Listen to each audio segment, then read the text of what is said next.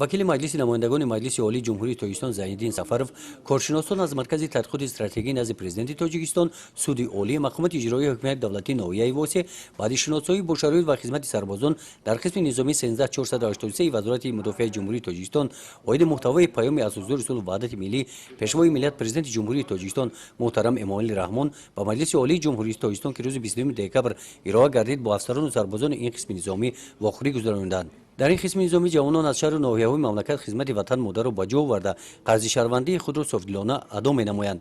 در این واقعه وکیل مجلس نمایندگان قائل بود که جوانان ما با حس بلند ملی خدمت وطن مادر را ادا نموده با وطن ملت دولت صاحب استقلال خود و زبان و فرهنگ ملی خویش افتخار می‌نمایند و برای حمایت آنها همیشه آماده و هوشیار و زیرک هستند. با در نظر داشت سهمی جوانان در رشد جامعه و اشتراک فعالانه آنها در حیات سیاسی و اقتصادی مملکت با پیشنهاد پرزیدنت جمهوری تاجیکستان سال 2017 سال جوانان اعلام کرده شد.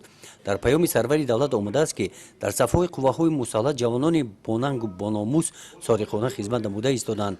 در این واقعه قید کرده شد که خدمت برای جوانان مکتب مردانگی را می‌آموزد. در اینجا آنها به قدر پدر و مادر می‌رسند.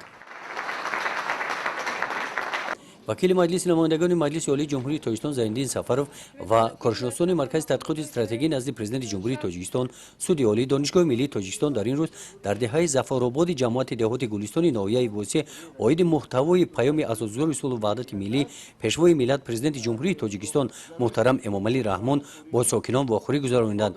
پیش از این واخوری‌ها وکیل مجلس نمایندگان مجلس عالی جمهوری تاجیکستان زینالدین سفرov در ناحیه‌های تیمورملک و بلجوان با انتخاب کنندگان واخوری و ملاقات‌ها دایر نمود. گزارش خواجه نظریف خدای نظر ظهور و از ناحیه واسه برای برنامه اطلاعاتی نوید.